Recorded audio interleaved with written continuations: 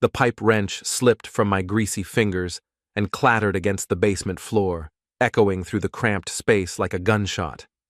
Above me, water dripped steadily from the joint I'd been wrestling with for the past hour, each drop landing on my forehead with the persistence of Chinese water torture.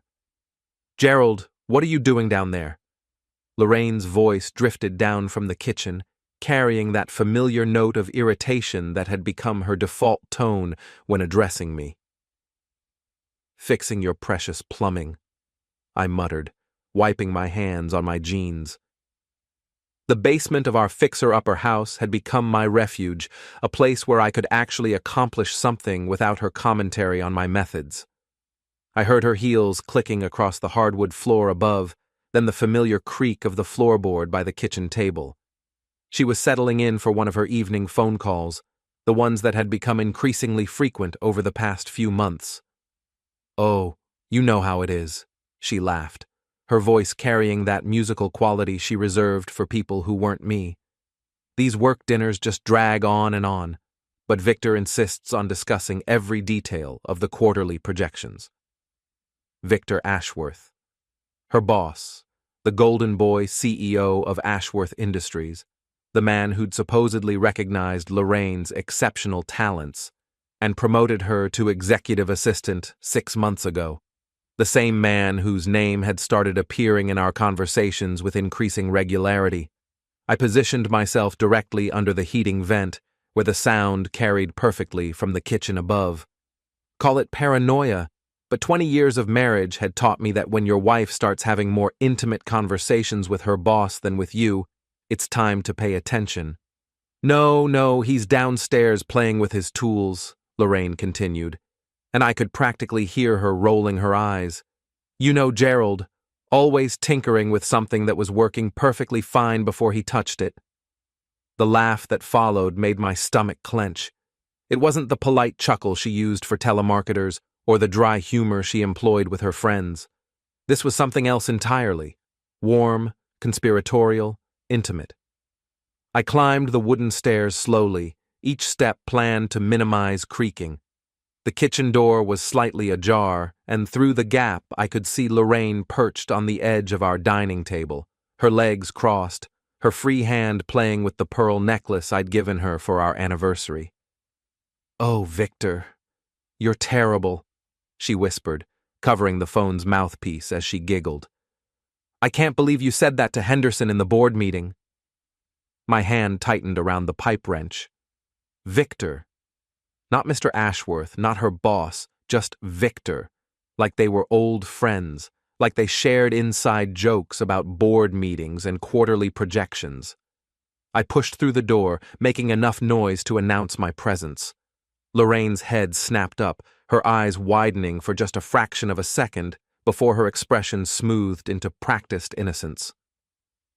"Listen, I need to run," she said into the phone, her voice shifting to its professional register. "Yes, I'll have those reports ready first thing Monday. Have a good weekend, Mr. Ashworth." She ended the call and set the phone on the table, giving me her brightest smile.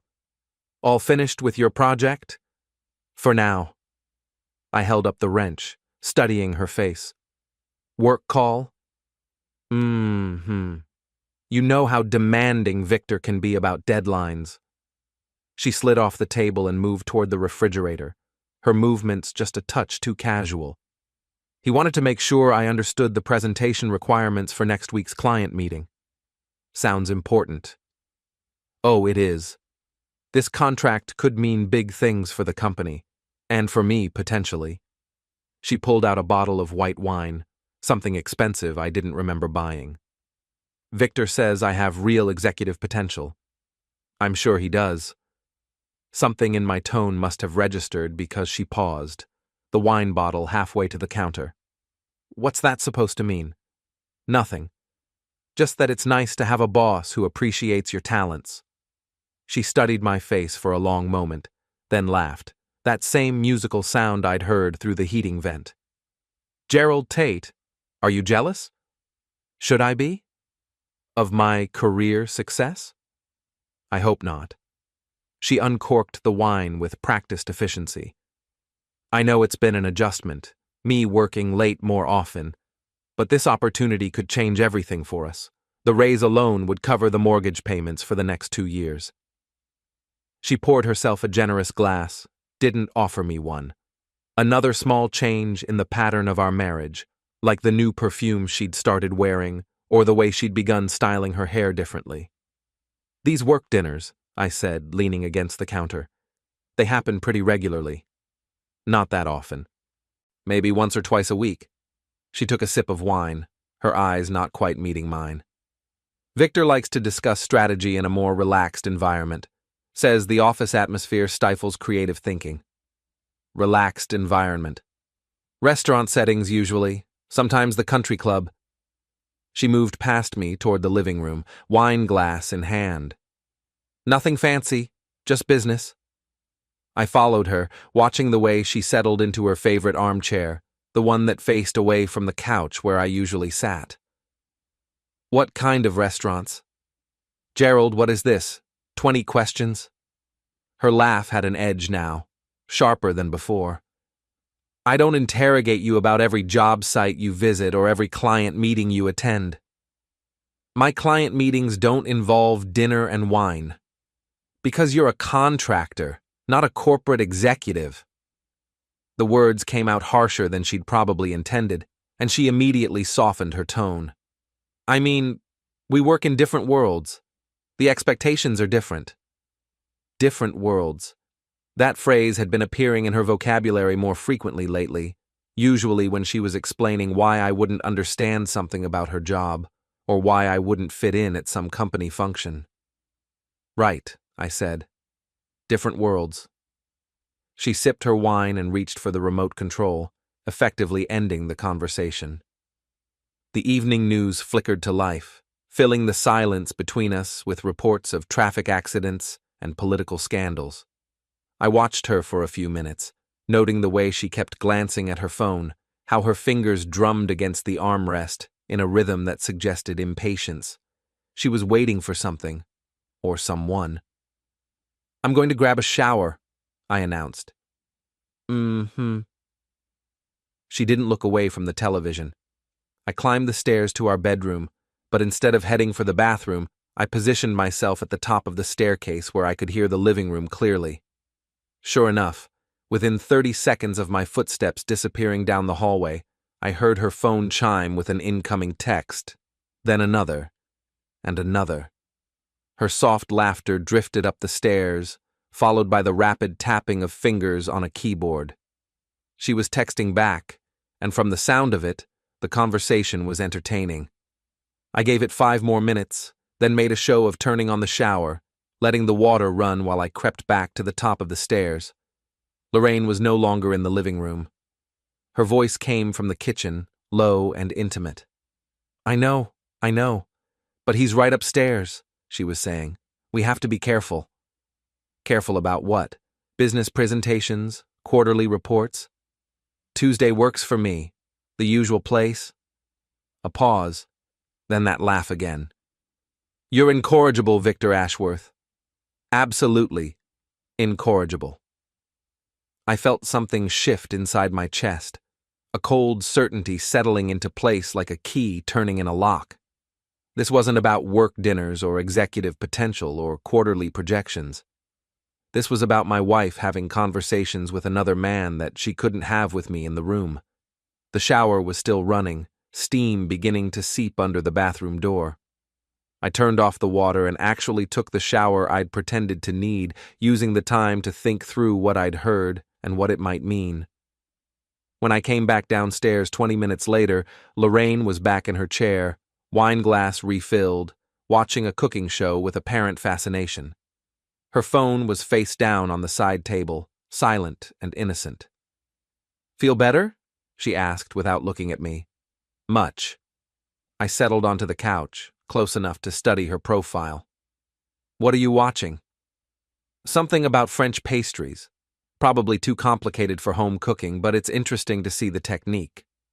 We sat in comfortable silence for a while, but I could feel the tension radiating from her like heat from a furnace. She kept checking the time on the cable box display, and twice I caught her glancing toward her phone. "Early day tomorrow?" I asked. "Saturday meeting. Victor wants to review the Henderson presentation before Monday's client lunch." She finished her wine and stood up, smoothing her skirt. "I should probably get to bed soon. Need to be sharp tomorrow." "What time's the meeting?" 10 o'clock. Shouldn't take more than a few hours." She moved toward the stairs, then paused. "What about you? Any weekend projects planned?" "Thought I might finish that basement plumbing. Maybe organize the garage." "Sounds productive." She climbed 3 steps, then turned back. "Oh, I might be late tomorrow night. Victor mentioned possibly extending the meeting into dinner if we need more time to prepare." There it was. Another work dinner, mentioned casually like an afterthought, but delivered with the careful precision of someone who'd been planning the conversation. "Of course," I said. "Important presentation." "Exactly." She smiled, and for just a moment, it looked like the smile I'd fallen in love with 20 years ago. Then she disappeared upstairs, and I heard the bedroom door close with a soft click. I waited until I heard the shower running upstairs, then moved to where she'd left her phone on the side table. It was locked, of course, but the screen showed 3 missed text notifications from VA, Victor Ashworth presumably. The most recent one, visible in the preview, read, "Can't wait for tomorrow. I have something special planned for—" The rest was cut off, hidden behind the lock screen. Something special planned. For a business meeting.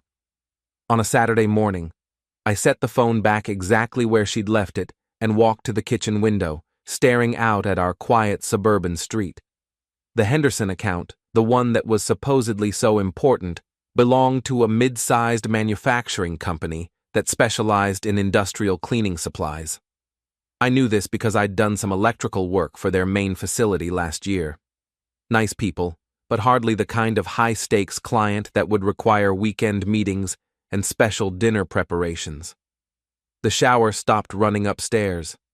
I heard Lorraine moving around the bedroom, opening and closing drawers, the soft whisper of fabric against skin as she changed into whatever she wore to bed these days. We'd stopped sharing that particular intimacy months ago, another small shift in the geography of our marriage. When she came back downstairs to get her wine glass, she was wearing the silk pajamas I'd given her for Christmas, the ones she'd claimed were too fancy for everyday wear. "Don't stay up too late," she said, kissing my cheek with lips that tasted like wine and secrets. "I won't." But I did stay up, long after her breathing settled into the rhythm of sleep upstairs. I sat in the kitchen with a cup of coffee, thinking about different worlds and work dinners and the way she'd said Victor's name like it was something precious. By morning, I'd made a decision. If Lorraine was living in a different world now, it was time I learned the geography. Saturday morning arrived gray and drizzling, the kind of weather that made everything look slightly out of focus. I was in the garage by 7, ostensibly organizing my tools but actually watching through the window as Lorraine prepared for her business meeting. She'd been up since 6, which was unusual for a weekend. Through the kitchen window, I could see her moving around with purposeful energy, checking her appearance in the hallway mirror, adjusting her hair, reapplying lipstick. The outfit she'd chosen was interesting.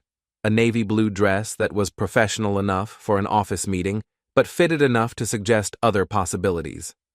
She paired it with heels that added 3 inches to her height and a confidence to her walk that I hadn't seen in months. At 9:30, she appeared in the garage doorway, car keys jingling in her manicured hand. "I'm heading out," she announced. "The meeting might run long, so don't wait up if I'm not back by dinner time." "What time did you say it started?" 10. She glanced at her watch, a new piece I didn't recognize. "I want to get there early, review my notes in the car." "Where's the meeting?" "Victor's office. He likes to work weekends when the building's quiet. Says it helps him focus." She was already backing toward her car, clearly eager to leave. "I'll call you later. Let you know how it goes." I watched her drive away, then waited exactly 10 minutes before following in my pickup truck. Her silver sedan was easy to spot in weekend traffic, and I stayed far enough back to avoid detection while keeping her in sight. She didn't head toward the Ashworth Industries building downtown. Instead, she took the highway exit toward Millfield, an upscale suburb about 20 minutes outside town. I followed at a distance, my curiosity growing with each mile. She eventually turned into the parking lot of the Millfield Country Club, a sprawling complex of manicured lawns and expensive cars that I'd only seen from the outside. I parked across the street at a gas station and watched through binoculars I'd grabbed from my toolbox. Lorraine sat in her car for several minutes, checking her appearance in the rearview mirror, applying another coat of lipstick. At exactly 10 o'clock, a black BMW pulled into the space beside her. Even from a distance, I recognized Victor Ashworth from the company newsletter photos Lorraine occasionally brought home. He was tall, silver-haired, probably in his late 40s, with the kind of polished confidence that came from never having to worry about money. He climbed out of his car wearing golf attire, polo shirt, khakis, expensive shoes that had never seen a construction site. Lorraine got out of her car, and they embraced. Not a handshake, not a professional greeting, but a full embrace that lasted several seconds longer than business associates typically managed. They walked toward the country club together, Victor's hand resting on the small of her back in a gesture that was unmistakably possessive. I sat in my truck for an hour, watching the entrance, fighting the urge to march inside and confront them. But confrontation wasn't going to give me the information I needed. If I wanted to understand what was really happening, I needed evidence, not just suspicion. At 11:30, I drove to the Ashworth Industries building downtown. The parking garage was nearly empty, just a few cars belonging to weekend security staff. Victor's reserved parking space was vacant. So much for the office meeting. I spent the rest of the day doing actual work around the house, fixing the basement plumbing and organizing the garage as promised. But my mind kept returning to that embrace in the country club parking lot, the way Victor's hand had settled on Lorraine's back, like he'd done it 100 times before. Lorraine came home at 8:30, her cheeks flushed and her hair slightly mussed despite obvious attempts to repair it. "How was the meeting?" I asked, looking up from the carburetor I was cleaning at the kitchen table. "Productive. Very productive." She kicked off her heels and rubbed her feet. "Victor's really impressed with my presentation ideas. He thinks the Henderson account is as good as secured." "That's great. Where did you end up having dinner?" She paused, her hand frozen halfway to the refrigerator handle. "Dinner? You said the meeting might extend into dinner." "Oh, right." She opened the refrigerator and pulled out a bottle of water. "We ended up working straight through. Ordered sandwiches to the office. Nothing fancy." "Sandwiches sound good for a working dinner." "Exactly. All business." She avoided my eyes, focusing intently on unscrewing the water bottle cap. "How was your day? Get that plumbing finished?" "Finally. And I found something interesting while I was organizing the garage." Her head snapped up. "Oh?" I reached into my shirt pocket and pulled out a business card. Cream-colored paper, expensive printing, the kind of thing that cost more per card than most people spent on lunch. "This was in that box of your work papers. Fell out when I was moving things around." She took the card, her expression carefully neutral. It was for a restaurant called Chez Laurent, an upscale French place about 30 miles outside town. On the back, someone had written "Our Place" in handwriting that definitely wasn't Lorraine's. "I have no idea where that came from," she said, but her voice had gone up half an octave. "Probably something from a client meeting months ago." Must have been some client meeting. "Gerald, what are you implying?" I stood up, wiping my hands on a shop rag. "I'm not implying anything. Just curious about the handwriting." She studied the card again, her jaw tightening. It could be anyone's handwriting. Mandy, maybe, or one of the other assistants. We're always exchanging restaurant recommendations. Mandy Sloan, her best friend from the office, who served as both confidant and alibi for an increasing number of Lorraine's activities. I'd met Mandy several times at company parties, a sharp-tongued woman in her 30s who seemed to view marriage as a temporary inconvenience rather than a commitment. Right, I said. Restaurant recommendations. That's all it is. She tossed the card onto the counter with forced casualness. I'm going to take a bath. It's been a long day. She disappeared upstairs, and I heard the bathroom door close, followed by the sound of running water. I picked up the business card and studied the handwriting more carefully. The letters were bold, confident, written with an expensive pen, the kind of handwriting that belonged to someone accustomed to signing important documents. I photographed the card with my phone, then slipped it back into the box where I'd supposedly found it. If Lorraine wanted to check whether I was telling the truth about its discovery, she'd find it exactly where she expected. While she was in the bath, I did some research on my laptop. Chez Laurent had a website featuring photos of intimate dining rooms, candlelit tables, and a wine list that would have covered our mortgage payment. The kind of place where business associates definitely didn't meet to discuss quarterly projections. Their reservation system was online, and after a few minutes of creative navigation, I managed to access their booking calendar for the past few months. Sure enough, there were regular reservations under the name Ashworth, always for 2 people, always on weekday evenings, always at tables described as romantic or private. The most recent reservation was for next Tuesday at 8 o'clock. I closed the laptop and sat back in my chair, processing what I'd learned. The evidence was circumstantial but compelling. The country club meeting that wasn't at the office, the restaurant card with intimate handwriting, the pattern of reservations that coincided with Lorraine's work dinners. Taken individually, each piece could be explained away. Together, they painted a picture that was becoming increasingly difficult to ignore. The bathwater was still running upstairs.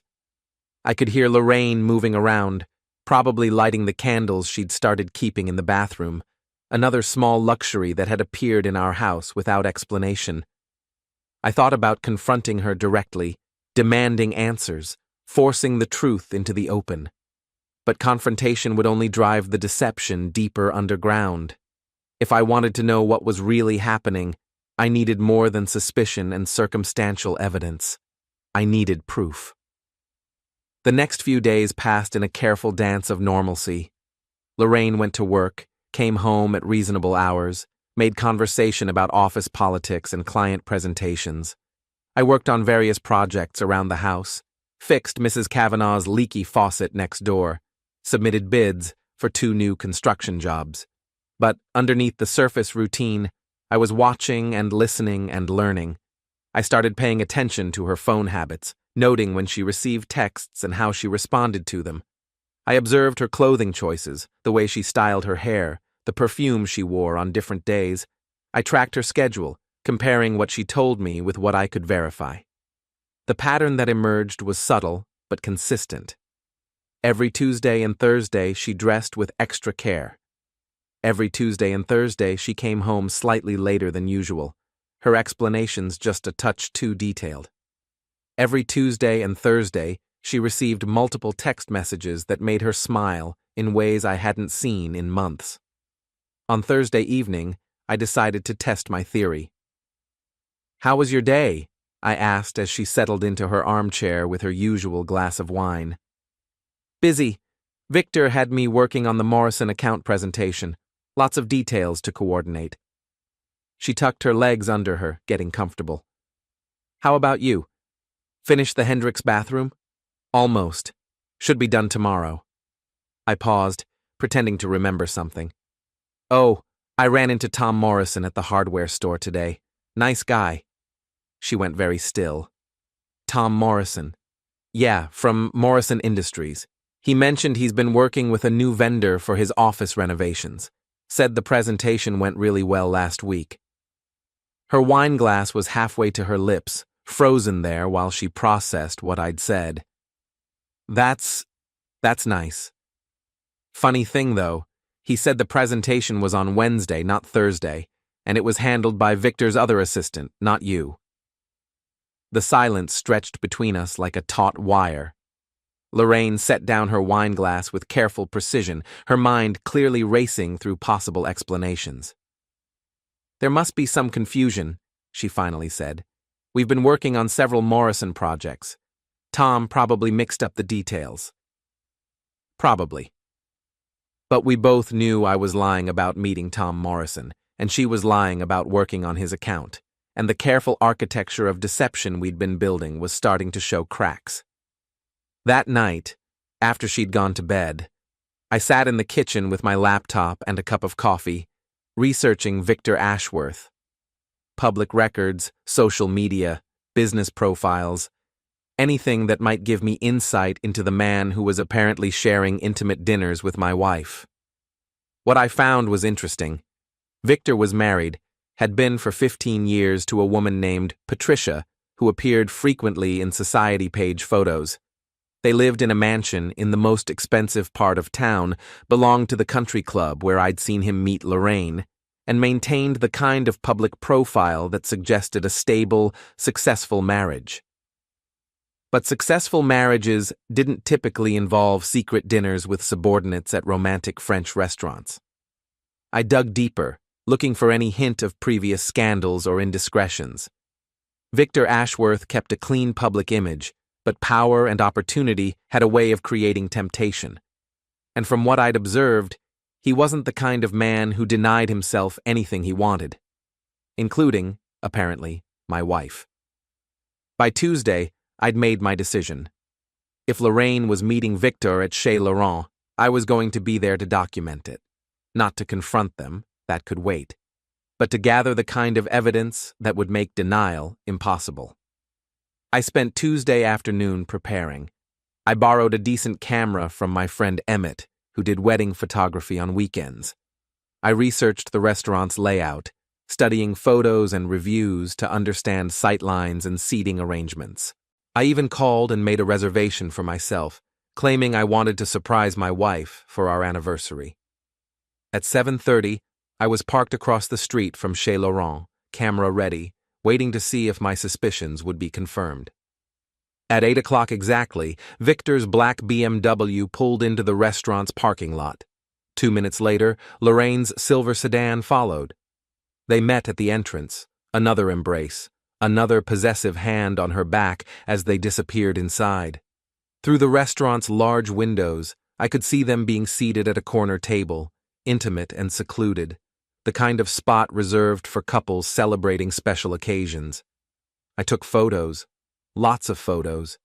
The embrace, the intimate seating, the way they leaned toward each other across the table, the moment when Victor reached across to touch her hand.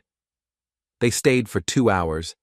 When they finally emerged, they stood in the parking lot talking for another 20 minutes, reluctant to end the evening. Their final embrace lasted long enough for me to capture it from 3 different angles.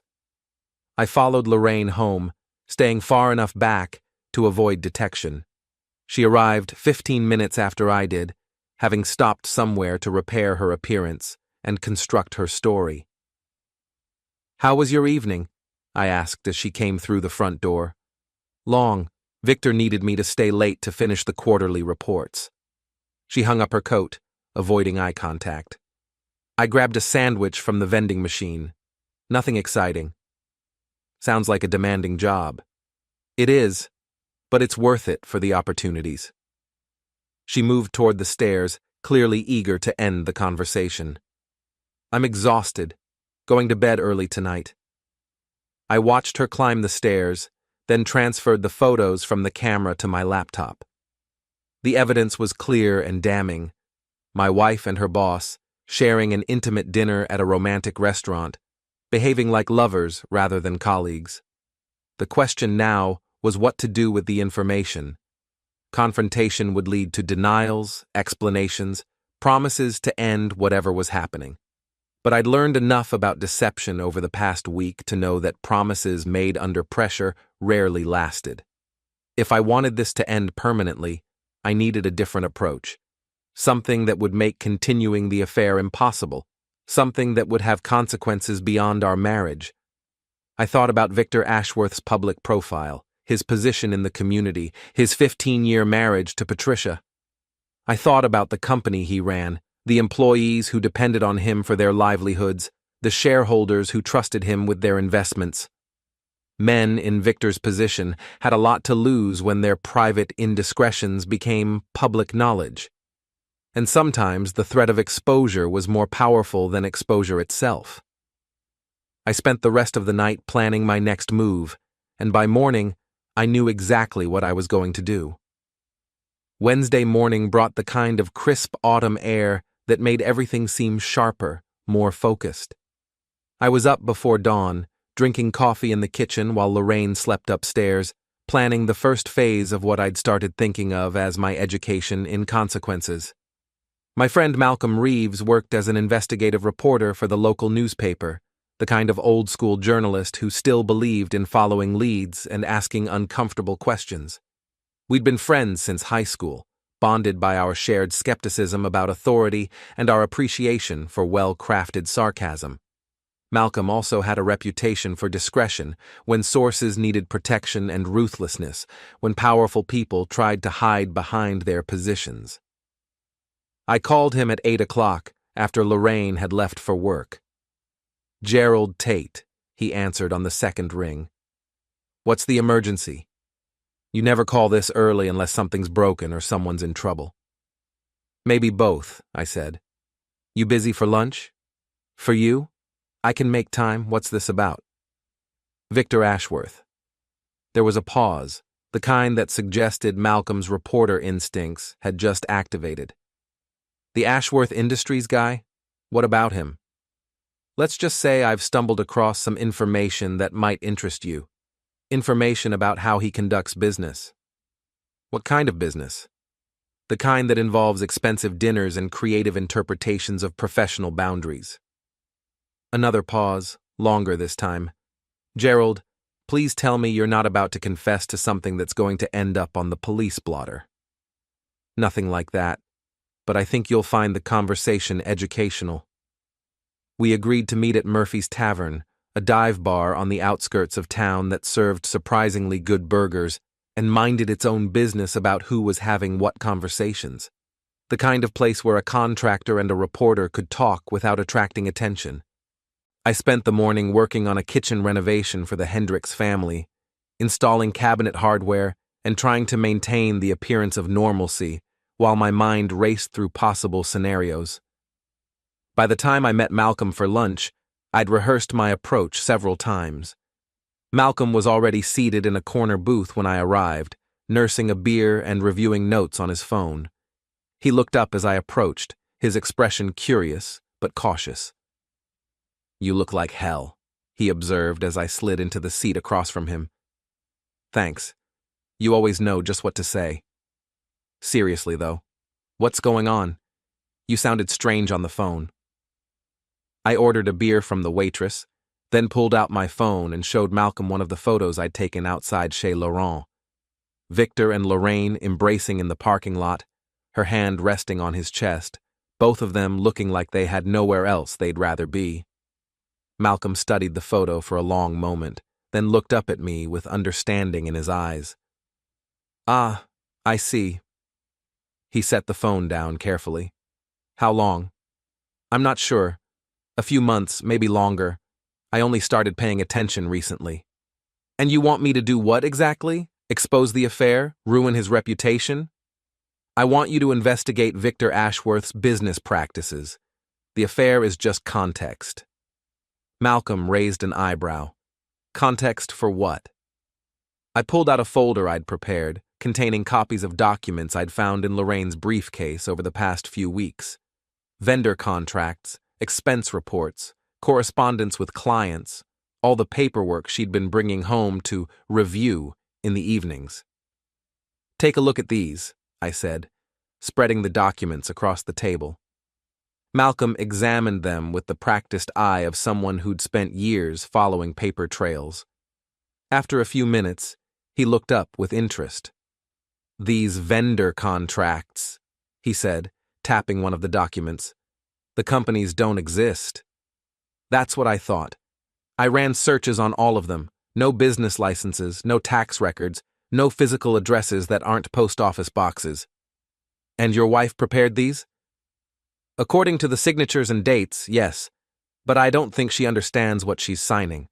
She sees them as routine paperwork, part of her job responsibilities. Malcolm continued studying the documents, his expression growing more serious.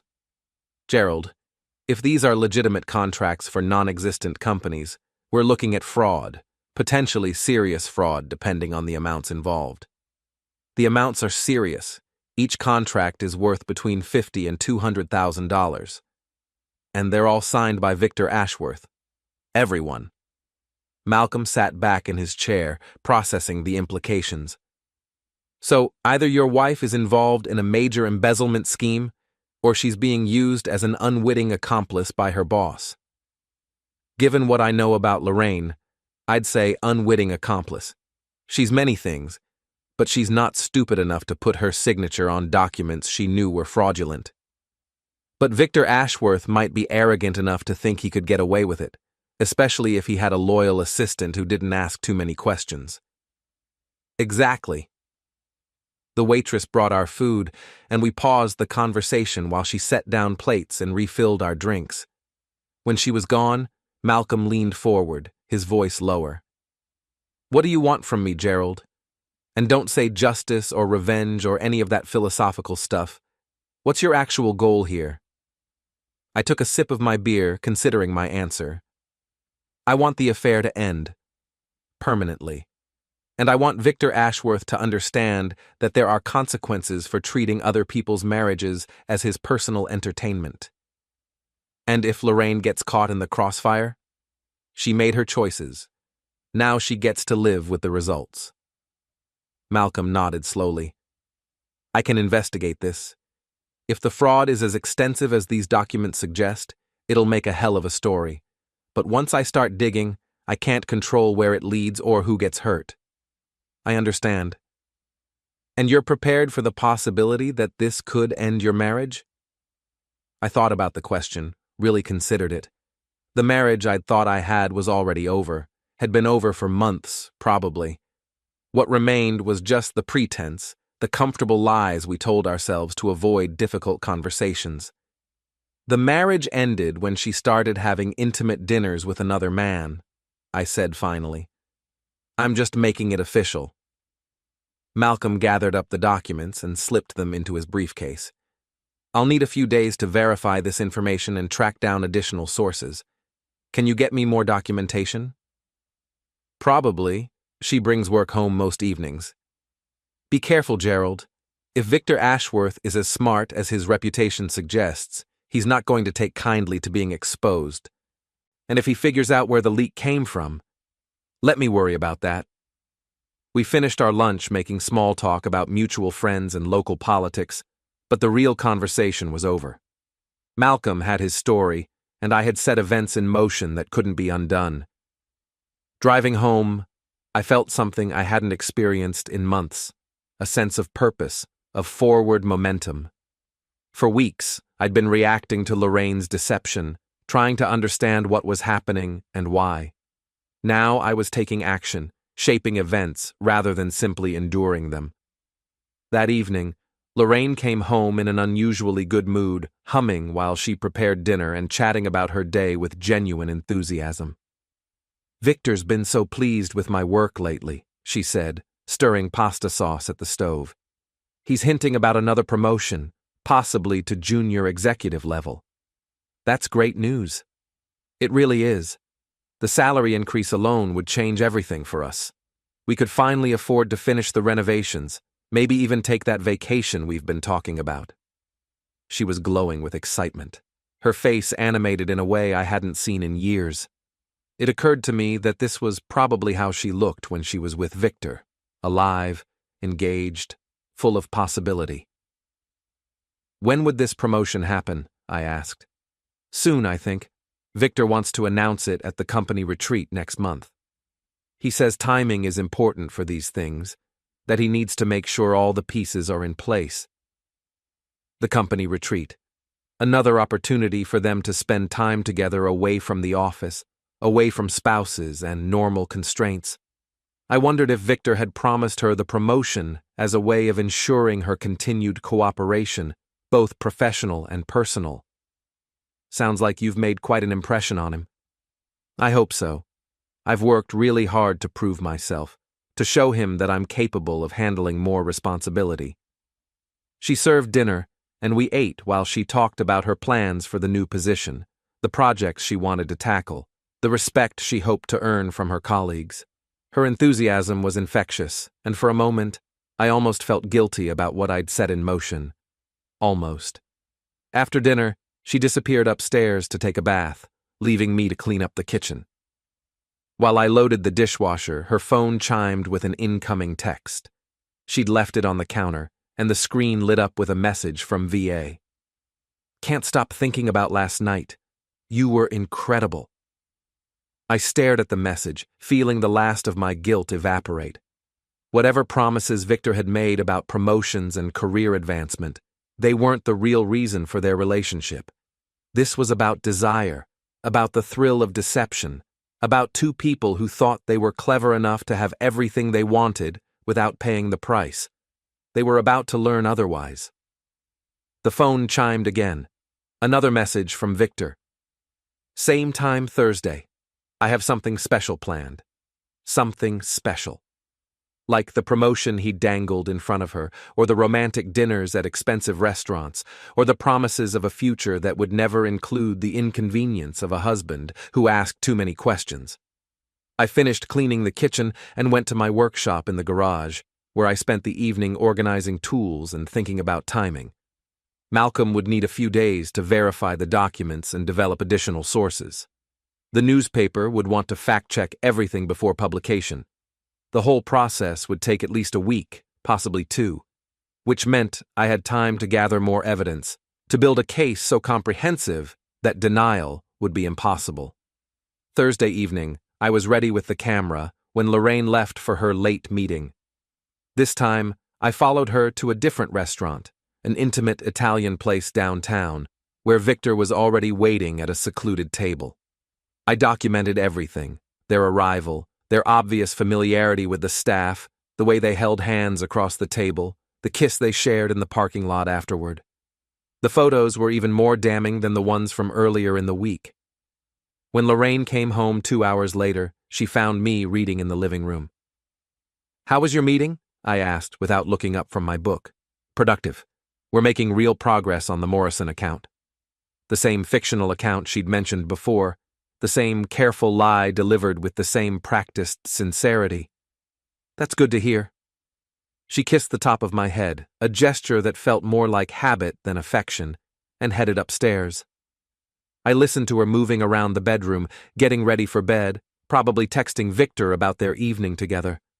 In the morning, I'd call Malcolm and give him the additional photos. By next week, the investigation would be complete, and Victor Ashworth's carefully constructed world would begin to collapse.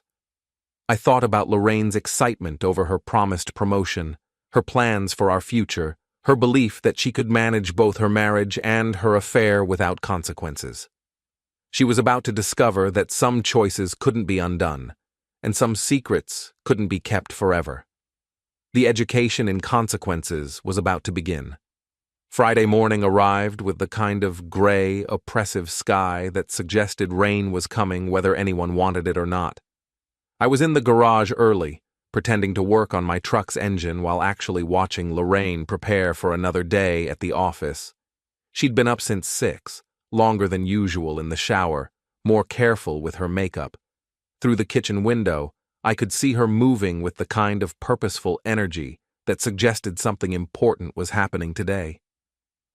When she finally appeared in the garage doorway, she was wearing a new dress I'd never seen before, something expensive-looking in deep blue that complemented her eyes and fit her figure in ways that were clearly intentional.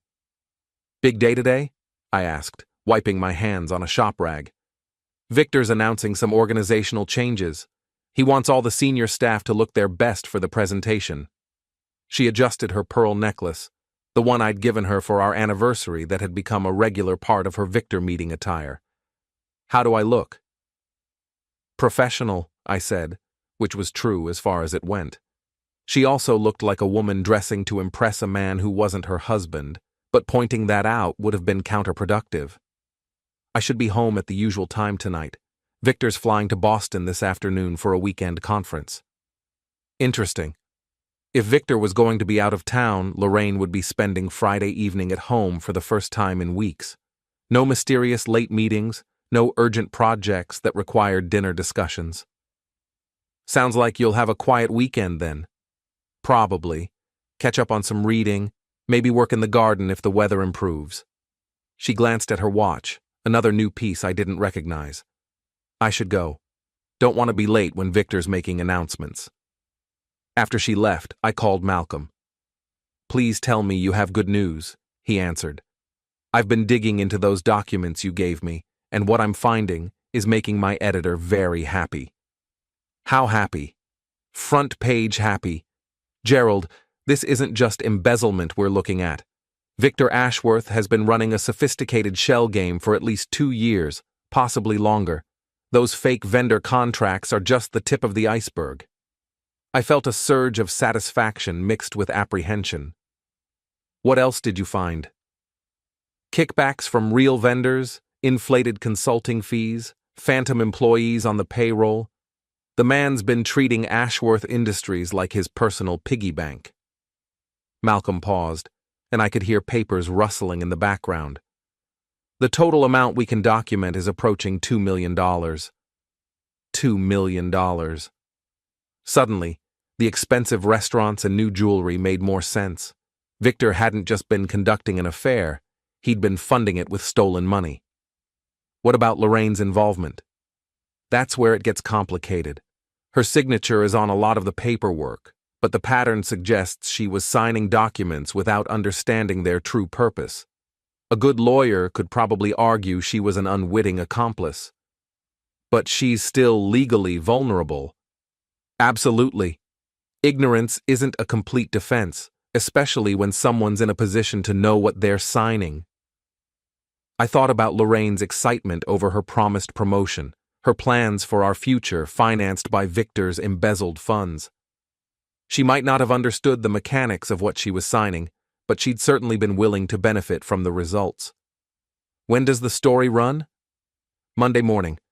My editor wants to give the company a chance to respond, so we'll be contacting their legal department this afternoon. Which meant Victor would know about the investigation before he left for Boston. His weekend conference was about to become considerably more stressful. Malcolm, I need to ask you something. When this story breaks, is there any way to trace the source back to me? Not unless you want it traced back. As far as anyone knows, an anonymous source provided the documents to the newspaper. Your name doesn't appear anywhere in my notes or files. Good. Because I have a feeling Victor Ashworth isn't going to take this well. Men like Victor never do. They're used to controlling the narrative, managing the consequences. When that control gets taken away... Malcolm trailed off, but I understood his meaning. Powerful men who felt cornered were capable of dangerous decisions. I spent the rest of Friday working on legitimate projects, trying to maintain the appearance of normalcy while my mind raced through possible scenarios. By evening, Victor would know that his embezzlement scheme had been exposed. By Monday morning, the story would be public, and his carefully constructed life would begin to unravel. The question was how he would react, and whether he'd figure out that the leak had come from someone close to home. Lorraine came home at her usual time, but her mood was subdued, almost distracted. The organizational announcement Victor had promised apparently hadn't gone as expected. How was the big presentation? I asked, as she settled into her armchair with a glass of wine. Postponed. Victor got called away on urgent business, some kind of legal matter that needed his immediate attention.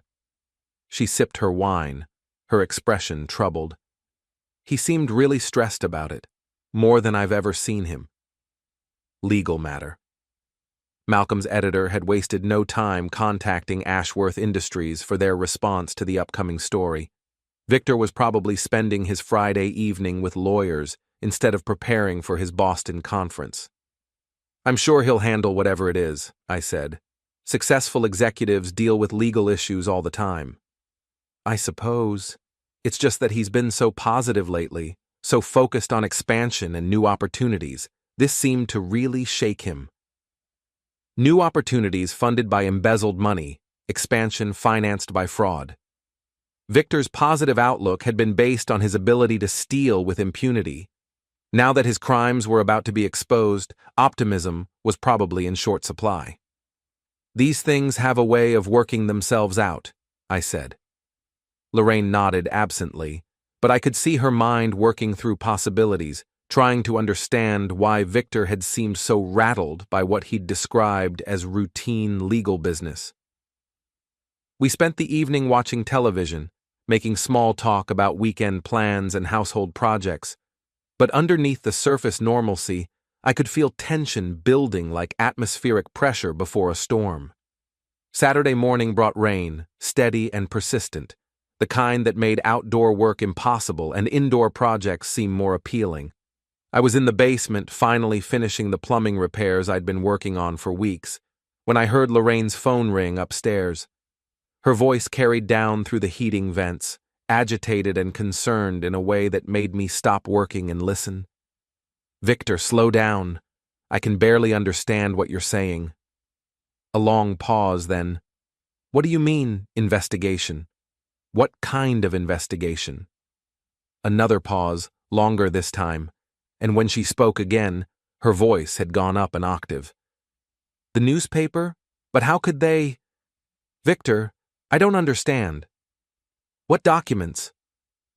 I climbed the stairs quietly, positioning myself where I could hear both sides of the conversation through the kitchen door. "No, I never talked to any reporters. Why would I talk to reporters?" Lorraine was pacing now, her heels clicking against the hardwood floor. "Victor, you're scaring me. What exactly are they saying about the company?" The conversation continued for another 10 minutes, Lorraine's voice growing more distressed, as Victor apparently explained the scope of the investigation. When she finally hung up, I heard her sink into a chair, followed by the sound of sobbing. I gave her a few minutes to compose herself, then walked into the kitchen as if I'd just come in from the garage. "Everything okay?" I asked. She looked up at me with red-rimmed eyes and a face that had gone pale beneath her makeup. "There's going to be an article in Monday's paper, about the company, about Victor." "What kind of article?" "They're saying—" She stopped, took a shaky breath, started again. "They're alleging financial irregularities, fraud. They have documents, contracts that they claim are fake." I sat down across from her, arranging my expression into what I hoped looked like concern rather than satisfaction. "That sounds serious. Victor says it's all lies, that someone's trying to destroy the company. But Gerald, some of those contracts, I prepared some of those contracts. My signature is on them. I'm sure it's just a misunderstanding. If you were doing your job properly, following Victor's instructions. But what if I wasn't? What if I was signing things I shouldn't have been signing?" She looked at me with genuine fear in her eyes. "What if I'm in trouble too?" It was a reasonable fear. Even if she'd been an unwitting accomplice, her signature on fraudulent documents made her legally vulnerable. The promotion Victor had promised was looking increasingly unlikely, and the future she'd been planning was crumbling along with his embezzlement scheme. "Did Victor explain how the newspaper got these documents?" "He doesn't know. Someone provided them anonymously. He thinks it might be a disgruntled employee, or maybe a competitor trying to damage the company's reputation. Or maybe a husband who'd gotten tired of being treated like he didn't exist, but I kept that thought to myself. What happens now?" "Victor's lawyers are trying to stop publication, but he doesn't think they'll succeed. The story's going to run on Monday, and then—" She trailed off, staring out the rain-streaked window. "Then everything changes." Everything had already changed, but she was just beginning to understand the scope of the transformation. Her affair with Victor had seemed like a private matter, a secret that affected only the people directly involved. Now it was about to become part of a public scandal that would destroy careers, end marriages, and possibly result in criminal charges. The education in consequences was proceeding exactly as planned. That evening, Lorraine barely touched her dinner, spending most of the meal staring at her phone as if willing it to ring with good news that wasn't coming. When Victor finally called around 9 o'clock, their conversation was brief and tense. "He's flying back from Boston tomorrow," she told me after hanging up. "The lawyers want to meet first thing Monday morning, before the paper hits the stands." "Sounds like they're taking it seriously. Victor says we need to be prepared for media attention, maybe even investigators asking questions. He wants me to refer all inquiries to the company's legal department." Even facing potential criminal charges, she was still thinking in terms of her partnership with Victor, still seeing herself as part of his team, rather than as a woman who'd been manipulated into signing fraudulent documents. "That seems like good advice." She nodded, but I could see doubt creeping into her expression, questions she was afraid to ask but couldn't entirely suppress. For the first time since the affair began, she was being forced to consider the possibility that Victor Ashworth wasn't the man she thought he was. Sunday passed quietly, both of us pretending to read, pretending to watch television, pretending that tomorrow wouldn't bring revelations that would change everything. Lorraine's phone remained silent. Apparently, Victor was too busy with damage control to maintain their usual constant communication. By evening, she'd retreated into herself, speaking only when necessary, moving through the house like someone walking through a minefield. "Are you going to work tomorrow?" I asked as we prepared for bed. "I have to. Victor needs me there, especially now." She paused in brushing her hair, meeting my eyes in the bedroom mirror. "Gerald, whatever happens with this newspaper story, whatever they're saying about the company, I want you to know that I never intended for anything like this to happen." It was the closest she'd come to acknowledging that there was more to her relationship with Victor than professional duties, and for a moment I considered telling her that I knew everything, about the dinners, the embraces, the intimate text messages. But confrontation could wait.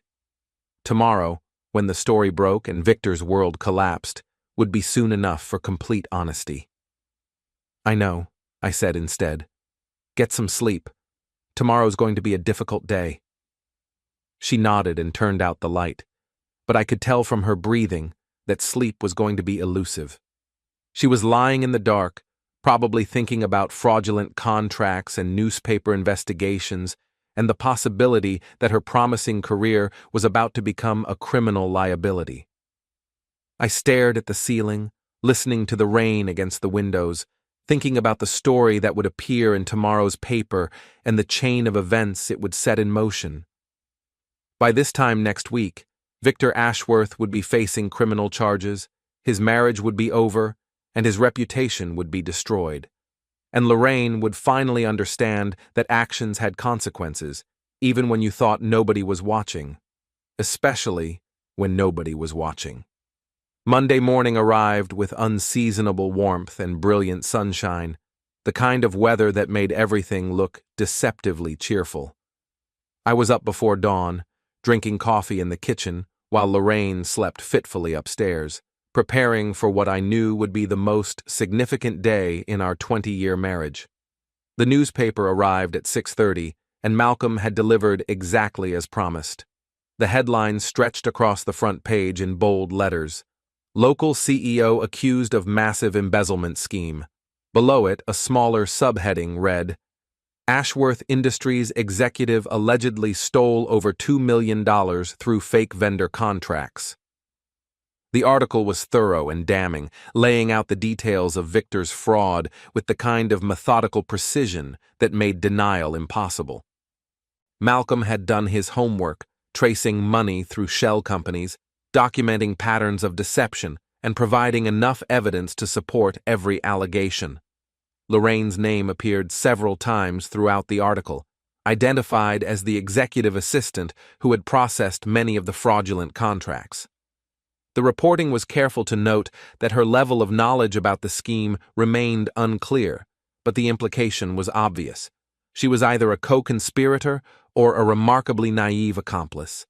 I was reading the article for the third time when I heard Lorraine's alarm go off upstairs, followed by the sound of her getting ready for what she didn't yet know would be the worst day of her professional life. She came downstairs 20 minutes later, dressed for another day at the office, her hair perfectly styled and her makeup carefully applied. She looked like someone preparing for battle, which was probably more accurate than she realized. "Morning," she said, moving toward the coffee maker with the kind of determined efficiency that suggested she was trying to maintain normalcy through routine. "Morning." I folded the newspaper and set it beside my coffee cup, waiting to see how long it would take her to notice. She poured her coffee, added cream, took a sip, then glanced at the newspaper. I watched her face change as she read the headline, watched the color drain from her cheeks as the implications sank in. "Oh my God!" She grabbed the paper with shaking hands, scanning the article with growing horror. "Oh my God, Gerald, this is comprehensive," I suggested. She looked up at me with wide, frightened eyes. "They have everything: documents, financial records, even quotes from former employees. How did they get all of this?" "Investigative journalism. It's what newspapers do when they smell a big story." She continued reading, and I could see her finding her own name in the text, seeing herself described as a key figure in Victor's embezzlement scheme. When she reached the paragraph that detailed her signature on dozens of fraudulent contracts, she actually gasped. "I didn't know," she whispered. "Gerald, I swear to you, I had no idea what those contracts really were." "I believe you." And I did believe her, at least about the contracts. Lorraine was many things, but she wasn't stupid enough to knowingly participate in a $2 million fraud scheme. She'd been used, manipulated by a man who'd convinced her that her value extended beyond her professional skills. Her phone rang, and Victor's name appeared on the screen. She answered on the second ring. "Victor, I just saw the paper. How bad is this?" Her voice was shaking, and she had to sit down to continue the conversation. "What do you mean, don't come in? Victor, I need to work. I need to—" She listened for several minutes, her expression growing more distressed as Victor apparently explained the reality of their situation. When she finally spoke again, her voice was barely above a whisper. "Suspended? But Victor, I didn't do anything wrong. I was just following your instructions." Another long pause. "What do you mean legal representation? Why would I need a lawyer?" The conversation continued for another 10 minutes, but the essential message was clear. Ashworth Industries was in full damage control mode, which meant distancing themselves from anyone associated with the scandal. Lorraine's suspension was probably just the first step toward termination, and Victor's suggestion that she obtain legal representation indicated that criminal charges were a real possibility. When she hung up, she sat staring at the phone for a long moment, as if she couldn't quite believe what she'd heard. "I've been suspended," she said finally, "pending the outcome of the investigation. That's probably standard procedure in situations like this. Victor says the FBI might want to interview me. The FBI, Gerald. They think I might be a criminal." She started crying then, not the delicate tears of someone seeking sympathy, but the harsh, ugly sobs of someone whose world had just collapsed. I watched her for a moment, feeling a mixture of satisfaction and something that might have been pity. This was what I'd wanted: consequences for her choices, an end to the deception that had been poisoning our marriage. But seeing her reduced to this broken, frightened woman was less satisfying than I'd expected. "Lorraine," I said gently, "there's something we need to talk about." She looked up at me through her tears. "What?" "I know about the affair." The words hit her like a physical blow. She went completely still, her crying stopped, and for a moment the only sound in the kitchen was the ticking of the wall clock. "What are you talking about?" "I know about the dinners at Chez Laurent. I know about the meetings at the country club. I know about the text messages and the embraces in parking lots." I kept my voice calm, matter of fact. I've known for weeks. She stared at me, her mind clearly racing through memories, trying to figure out how much I'd discovered and how I'd discovered it. Gerald, I can explain. You don't need to explain. I understand perfectly. You fell in love with your boss, or thought you did. He made you feel important, valued, appreciated in ways that I apparently couldn't.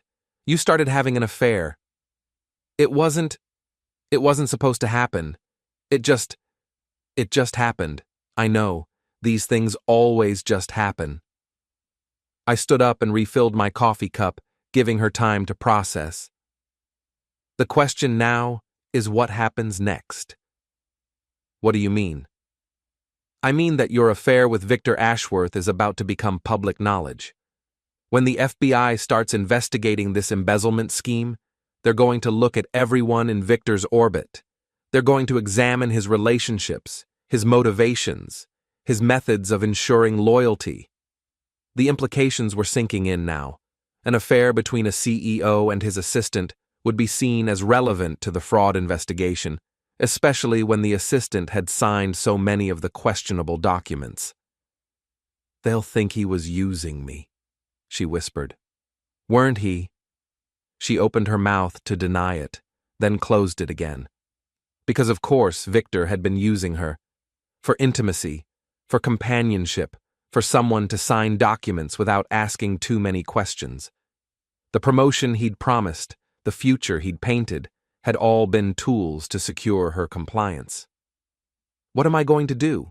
She asked. You're going to hire a good lawyer. You're going to cooperate with the investigation, and you're going to hope that the FBI believes you were a victim rather than a co-conspirator. And us? What happens to us? I looked at her sitting at our kitchen table, her perfect makeup ruined by tears, her carefully planned life in ruins around her. 6 months ago, I would have comforted her, would have promised that we'd get through this together, would have stood by her regardless of the consequences. But 6 months ago, she hadn't been having an affair with another man. I don't know, I said honestly. That depends on a lot of things that haven't been decided yet. The rest of the day passed in a blur of phone calls and damage control.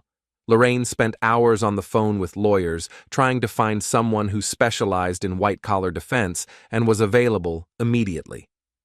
The few who agreed to meet with her made it clear that her situation was serious. Even if she'd been an unwitting accomplice, her signature on fraudulent documents made her legally vulnerable. Meanwhile, the media attention was intensifying. By noon, news vans were parked outside the Ashworth Industries building, and reporters were calling anyone connected to the company. Our phone rang constantly until I finally unplugged it. Mrs. Tate? A voice called from our front porch around 2 o'clock. I'm Jennifer Walsh from Channel 7 News. Could we have a few words about your connection to the Ashworth Industries investigation? Lorraine peered through the living room curtains at the reporter and camera crew on our lawn, then looked at me with panic in her eyes. What do I do? Nothing. You don't talk to reporters without your lawyer present. That's legal representation 101. She nodded and retreated to the bedroom, leaving me to deal with the media attention. I opened the front door and stepped onto the porch, facing the reporter with what I hoped looked like confused innocence. I'm sorry, but my wife isn't available for comment, I said. She's following her attorney's advice to refer all questions to Ashworth Industries' legal department. Mr. Tate, are you aware that your wife's signature appears on dozens of contracts that are now being investigated as fraudulent? I'm aware that my wife did her job professionally and thoroughly, following the instructions of her supervisors. Beyond that, I have no comment. The reporter tried a few more questions, but I maintained my position of polite non-cooperation until they finally gave up and left. But I knew they'd be back. This story had all the elements that made for compelling television, and Lorraine's role as the assistant who'd signed the fraudulent documents made her a key figure in the narrative. That evening, Victor's arrest made the 6 o'clock news. The footage showed him being led from his mansion in handcuffs, his wife watching from the doorway with an expression of shock and humiliation. The charges included embezzlement, fraud, and conspiracy, serious federal crimes that carried the possibility of decades in prison. Lorraine watched the coverage with growing horror, finally understanding that this wasn't a misunderstanding or a temporary setback. This was the complete destruction of everything Victor had built, and by extension, everything she'd thought she was building with him. "He looks so small," she said as the news moved on to other stories. "Prison jumpsuits have that effect on people." She turned to look at me, her expression haunted. "Gerald, how did this happen? How did everything fall apart so quickly?" "It didn't fall apart quickly. It was falling apart for months, maybe years. You just weren't paying attention to the right things." "What do you mean?" "I mean that you were so focused on what Victor was offering you, the promotion, the salary increase, the excitement of the affair, that you didn't notice what he was actually doing. You saw what you wanted to see." She was quiet for a long time, processing the implications of what I'd said. Finally, she spoke again, her voice barely audible. "Did you know this was going to happen? When you said you knew about the affair, did you know about the investigation too?" It was a perceptive question, and I considered how to answer it. The truth was complicated. I'd suspected that Victor was using company resources to fund his lifestyle, but I hadn't known the extent of his crimes until Malcolm's investigation revealed the scope of the embezzlement. I knew Victor Ashworth was the kind of man who took what he wanted without worrying about the consequences, I said finally. I knew that men like that usually have secrets worth exposing. "So you exposed them." "I provided information to someone who knew how to use it properly." She stared at me for a long moment, understanding dawning in her eyes. "You gave those documents to the newspaper. I gave copies of documents that were sitting in our house to a journalist friend who specializes in investigating corporate fraud. What he did with them was his decision. You destroyed Victor. You destroyed me. Victor destroyed himself by committing crimes. You made your own choices about how to respond to his attention." I stood up, suddenly tired of the conversation. I just made sure that choices had consequences. "So this is revenge? All of this is because you were jealous?" "This is justice. There's a difference." I left her sitting in the living room, staring at the blank television screen, probably thinking about all the ways her life had changed in the space of a single day. The affair that had seemed so exciting and sophisticated in private was about to become a public scandal. The career advancement she'd been counting on had evaporated, along with Victor's freedom. The future she'd been planning was gone, replaced by legal bills and the possibility of criminal charges. The education in consequences was proceeding exactly as designed, but I was beginning to understand that consequences once set in motion were difficult to control. The satisfaction I'd expected to feel was tempered by the recognition that Lorraine's destruction was also, in many ways, my own. Our marriage, whatever remained of it, would not survive this revelation. The house we'd bought together, the life we'd built over 20 years, the shared history that had once seemed so solid, all of it was now contaminated by betrayal and revenge. I'd gotten what I wanted, but the victory felt more hollow than I'd anticipated. Outside, another news van pulled up to the curb, and I realized that tomorrow would bring fresh challenges, new humiliations, additional consequences that neither of us had fully considered. The education was far from over. The house went quiet in a way it never had before.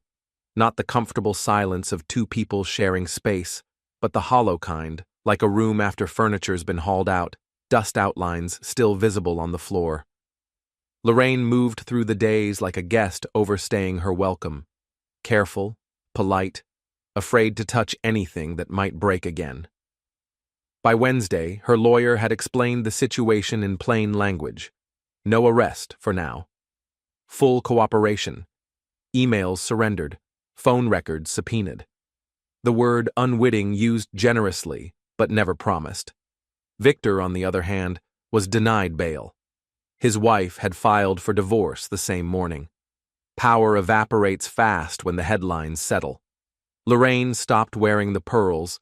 She stopped wearing makeup at all most days.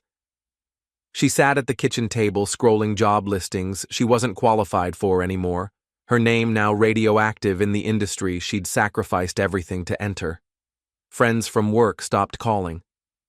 Mandy sent one text, "I'm so sorry. I can't talk right now," and then vanished. One evening, a week after the arrest, Lorraine broke the silence. "I didn't love him," she said suddenly, staring at her cold dinner.